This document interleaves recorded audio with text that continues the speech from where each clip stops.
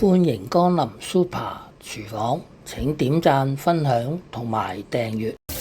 雞一隻喺街市買返嚟之後，沖洗乾淨，特別針對雞囊裏邊嗰啲污漬。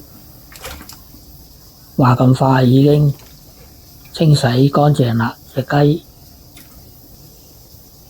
將雞擎乾水備用。切數塊薑片，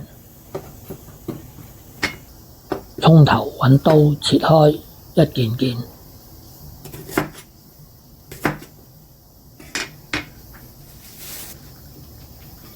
蔥一條，用刀切開，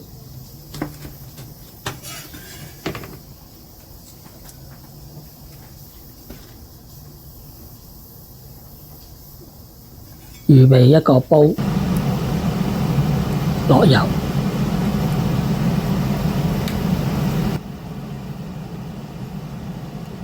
落薑片，落蔥頭，用筷子將佢爆香，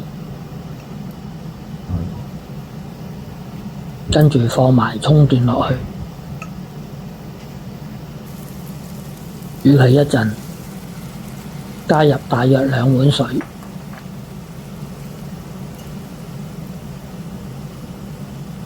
加入半碗嘅生抽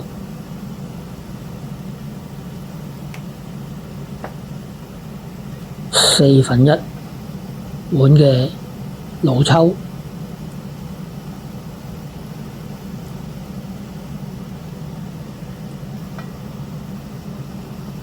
放入2湯匙嘅花雕酒，少許嘅冰糖，用筷子將佢攪勻，將啲料頭煲滾，滾佢多一陣，咁樣就可以放隻雞落去啦。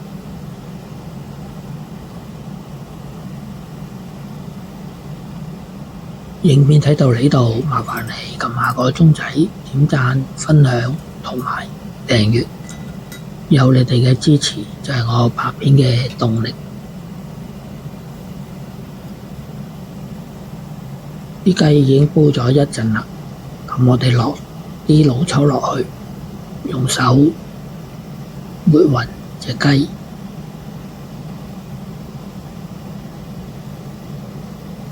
跟住就冚蓋轉慢火焗佢，煲佢20分鐘。喺煲滾過程嗰陣，我哋可以將啲豉油汁淋上隻雞嗰度，等隻雞容易上色。話咁快已經過咗20分鐘啦，咁我哋就打開個蓋。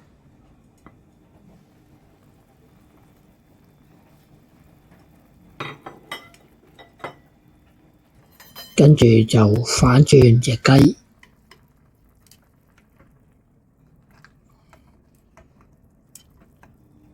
個煲太細個，都幾難反。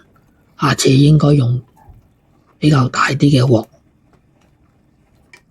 嚟煮呢個豉油雞。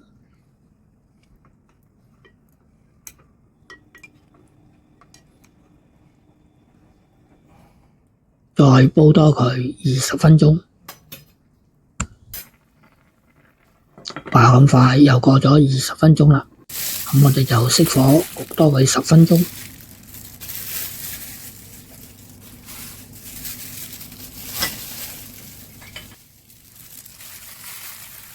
跟住就攞佢出嚟。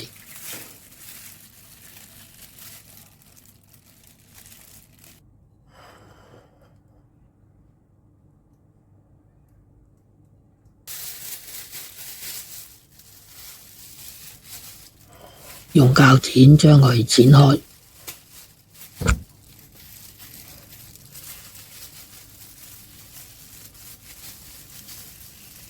一碟好美味嘅豉油雞，咁樣就完成咗啦。同埋訂閱。